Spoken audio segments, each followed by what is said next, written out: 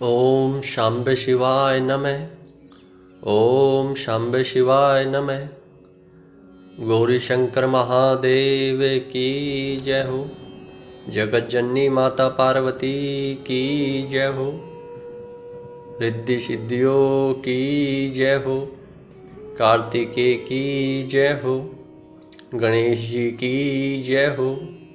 नंदीश्वर की जय हो। सभी साधकों और सभी भक्तों की जय हो।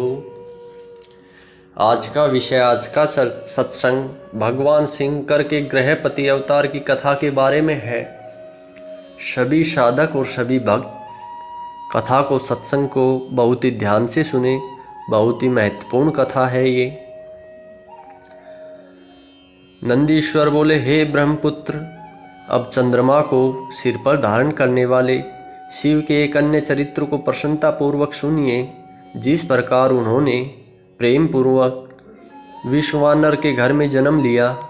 हे मुने, ग्रहपति नाम वाले वे अग्निलोक के स्वामी हुए हैं। वे अग्नि के सदृश तेजस्वी सर्वात्मा एवं परम प्रभु थे। पूर्व काल में नर्मदा के तट पर नम्रपुर में शिवजी के भक्त विश्वानर नाम वाले पुण्यात्मा मुनि हुए हैं। वे सदा ब्रह्मचर्य धर्म का पालन करते हुए नित्य प्रति ब्रह्म यज्ञ किया करते थे। वे बड़े पवित्र, ब्रह्म तेजस्वी तथा जितेंद्रिय थे। वे सभी शास्त्रों के अथक ज्ञाता थे। सर्वदा सदाचार में तत्पर रहते थे। शैव आचार में अति प्रवीण और लौकिक आचार में श्रोताओं में श्रेष्ठ थे। उन्होंने भार्या के उत्तम गुणों पर विचार कर उचित समय में विविध पूर्वक अपने योग्य कुलीन कन्या से विवाह किया। वे प्रतिदिन अग्निश्रु, श्रूया, पंचयज्ञ तथा षष्ठ कर्म में संलग्न रहते थे और देवता, पितृ एवं अतिथियों का पूजन करते थे। इस प्रकार बहुत समय बीत जाने के उपरांत एक दिन उन ब्रह्मांड की सुमति नामक पवित्रता पति से ने कहा, हे नाथ, मैंने आपकी कृपा से आपके साथ उन सभी भोगों को भोग लिया है जो स्त्री के योग्य और आनंददायक है। हे नाथ, अब मेरी एक ही विशेष अभिलाषा है जो मेरे हृदय में चिरकाल से स्थित है। वह गृहस्थों के लिए उचित भी है और उसे देने की कृपा करें। विश्वानर बोले, हे सुश्रोणी, हे प्रिय हितेशनी, मुझे तुम्हारे लिए कुछ भी अदेय नहीं है। हे महाभागे, तुम मांगो जो भी मांगना चाहती हो, मैं अति शीघ्र ही उसे प्रदान करूंगा। संपूर्ण कल्याण करने वाले महेश्वर की कृपा से मुझे इस लोक और परलोक में कुछ भी दुर्लभ नहीं है। पति के इस वचन को सुनकर प्रसन्न मुख वाली वह पतिव्रता स्त्री प्रसन्नता से विनीत हो दोनों हाथों जोड़कर कहने लगी। पत्नी बोली, हे नाथ, यदि मैं वर के योग्य हूँ और यदि आप मुझे वर प्रदान करना चाहते हैं तो मुझे एक शिव के समान पुत्र दीजिए। मैं कोई अन्य वर नहीं चाहती। पत्नी की बात सुनने के बाद में, उसके वचन को सुनने के बाद में पतिव्रता ब्राह्मण क्षण भर के लिए समाधिस्थ होकर अपने हृदय पर विचार करने लगे। अहो, मेरी इस स्त्री ने अत्यंत दुर्लभ तथा मनोरथ मार्ग से दूर कैसी वस्तु मांगी, अथवा वे शिवजी ही सब कुछ पूरा करने वाले हैं। उन शंभु ही इसके मुख में वाणी रूप में स्थित होकर ऐसा कहा है। शिवजी की यदि ऐसी इच्छा है तो उसे अन्यथा करने में कौन सा समर्थ हो सकता है। ऐसा विचार कर उदार बुद्धि वाले, एक पत्नी व्रत में प्रयाण रहने वाले विश्वानर मुनि ने बाद में उस पत्नी से कहा। इस प्रकार अपनी पत्नी की आवस्थ करके मुनि तप करने के लिए वहां से चले गए, जहां साक्षात काशीनाथ विश्वेश्वर स्थित है। उन्होंने शीघ्र ही वाराणसी पहुंचकर मणिकर्णिका का दर्शन करके अपने सैकड़ों जन्मों से अर्जित तीनों तपों से मुक्ति प्राप्त कर ली। उसके बाद उन्होंने विश्वेश्वर आदि सभी लिंगों का दर्शन करके काशीस्थ सभी कुंड, वापी एवं सरोवरों में स्नान करके सभी विनायकों को नमस्कार करके शिवा गौरी को प्रणाम करके पापों का भक्षण करने वाले कालराज भैरव का भी पूजन किया। फिर प्रयत्न पूर्वक दंडपाणिक, विनायक आदि प्रमुख गणों की स्तुति कर आदि केशव आदि को प्रसन्न करके फिर लोकार्क आदि प्रमुख सूर्यों को बार बार प्रणाम किया।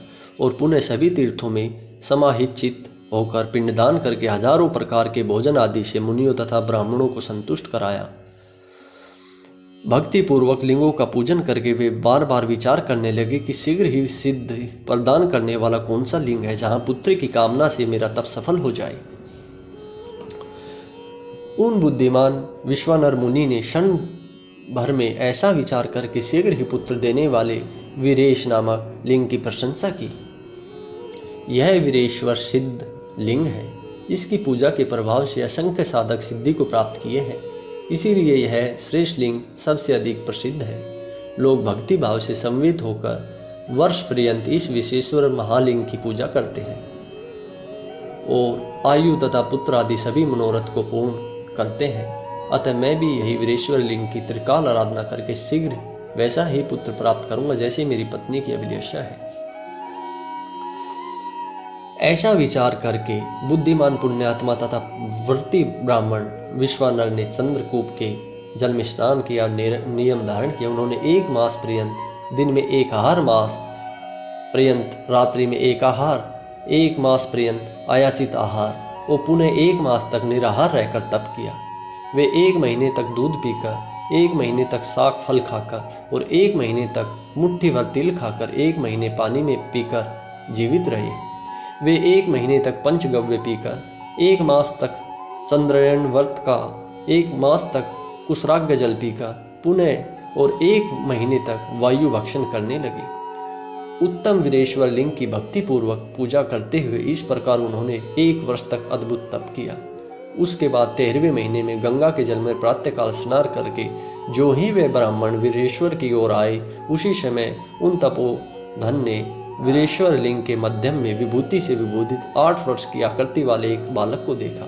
उस बालक की आंखों में कान तक फैली हुई, उनके होठ गहरे लाल थे, मस्तक पर अत्यंत पिंगल वर्ण की जटा शोभा पा रही थी। वह नगन तथा प्रसन्न मुख था और बालोचित वेशभूषा तथा चिता का भस्म धारण किए हुए श्रुति के सुकंतों का पाठ करता हुआ लीलापूर्वक हंस रहा था। उसे आनंदित देखकर रोमांच युक्त विश्वानर मुनि ने बार बार हृदय से नमस्तुते कहकर प्रणाम किया। तदंतर विश्वानर मुनि कृतार्थ होकर अभिलाषा करके पूर्ण करने वाले 8 पदों से बाल रूपधारी परमानंद स्वरूप की स्तुति करने लगे। विश्वानर बोले, सब कुछ एक अद्वितीय ब्रह्मा ही है, वही सत्य है, वही सत्य है। सर्वत्र उस ब्रह्मा के अतिरिक्त कुछ भी नहीं है। वह एक ब्रह्म मात्र ही है, दूसरा कोई नहीं है। इसलिए मैं एक परमात्मा आप परमेश्वर की शरण में आता हूँ, मुझ पर कृपा करें। हे शंभो, एक आप ही है, सबका सर्जन करने वाले तथा हरण करने वाले। आप ही रूप विहीन होकर भी अनेक रूपों में एक रूप वाले हैं। जैसे आत्मधर्म एक होता है, अनेक रूप वाला भी, इसलिए मैं आप परमेश्वर को छोड़कर किसी अन्य की शरण में नहीं जाना चाहता। जिस प्रकार रस्सी में सांप, सीपी में चांदी और मृग मरीचि के काम में जल प्रवाह मिथ्या भाषित होता है, उसी प्रकार आपसे यह सारा प्रपंच भाषित हो रहा है, जिसको जान लेने पर प्रपंच का मिथ्यात्व भली भांति ज्ञात हो जाता है। मैं उन महेश्वर की शरण प्राप्त करता हूँ। हे शंभो, जिस प्रकार जल में शीतलता, अग्नि में दाहकता, सूर्य में ताप, चंद्रमा में अदाहक तत्व, पुष्पों से सुगंध और दुगंध में घृत व्याप्त रहता है, उसी प्रकार स्वतः आप ही व्याप्त है। अतः मैं आपकी शरण में आ गया हूँ, मुझे स्वीकार करें। हे प्रभु, आप कानों के बिना सुनते हैं, नाक के बिना सूंघते हैं, बिना पैर के दूर चले जाते हैं, बिना आँख के देखते और बिना जीवा के रस ग्रहण करते हैं। अतः आपको भली भांति कौन नहीं जान सकता। इस प्रकार मैं आपकी शरण प्राप्त करता हूँ। हे ईश, आपको न साक्षात वेद, न विष्णु, न स्पष्ट ब्रह्म, न योगिंद्र, न तो इंद्रादि देवगण ही जान पाते हैं, केवल भक्त ही आपको जान पाता है। अतः मैं आपकी शरण प्राप्त कर गया हूँ। विश्वानर के यह वचन सुनकर नंदीश्वर बोले, इस प्रकार स्तुति हाथ जोड़े हुए वे ब्राह्मण जब तक पृथ्वी पर गिरते तब तक वह बालक वृद्धों के वृद्ध पुरातन पुरुष के रूप में अत्यंत प्रसन्न होकर ब्राह्मण से कहने लगे। बालक बोला, हे विश्वानर, हे मुनि श्रेष्ठ, हे ब्राह्मण, आपने आज मुझे अत्यंत संतुष्ट कर दिया है। अतः आप प्रसन्नचित होकर उत्तम वर मांगे। तब मुनियों में श्रेष्ठ विश्वानर मुनि प्रसन्नचित हो उठकर बालक रूपी शिवजी से कहने लगे। विश्वानर बोले, हे महेश्वर, आप तो सर्वज्ञ हैं, अतः आपसे कौन ऐसी बात है जो छुपी हुई है। हे प्रभु, हे सर्वात्मा, हे भगवान सर्व तथा सब कुछ प्रदान करने वाले, दीनता प्रकट करने वाली याचना के लिए मुझे नियुक्त करके आप मुझसे क्या कहलाना चाहते हैं? हे महेशन, ऐसा जानकर आप क्या करना चाहते हैं? नंदीश्वर बोले, पवित्र व्रत करने वाले उन विश्वानर ने इस पवित्र वचन को सुनकर परम पवित्र उस बालक महादेव ने मंद मंद मुस्कुरा कर कहा, हे शुभे, आपने अपनी पत्नी से जो इच्छा की है वह थोड़े ही दिनों में निसंदेह पूर्ण हो जाएगी। हे महामते, आपकी पत्नी के गर्भ से मैं एक बालक के रूप में जन्म लूँगा और शुद्ध आत्मा तथा सभी देवताओं के प्रिय में गृहपति नाम से प्रसिद्ध हो जाऊँगा। आपके द्वारा कहा गया यह पवित्र अभिलाष्ट शास्त्र स्रोत एक वर्ष पर्यंत तीनों काल में शिव की सानिध्य में पढ़ते रहने से मनुष्य समस्त कामनों को देने वाला है। इस स्रोत का पाठ पौत्र धन प्राप्त करने, सभी प्रकार की शांति करने और संपूर्ण आपत्तियों का विनाश करने और स्वर्ग और मोक्ष तथा संपत्ति देने वाला है, इसमें संशय नहीं है। यह स्रोत अकेला ही सब स्रोतों के तुल्य है तथा संपूर्ण कामनाओं को प्रदान करने वाला है। प्रातःकाल उठकर भली भांति स्नान करके शिवलिंग की पूजा कर वर्ष पर्यंत एक स्रोत का पाठ करता हुआ पुत्रहीन मनुष्य पुत्रवान हो जाता है।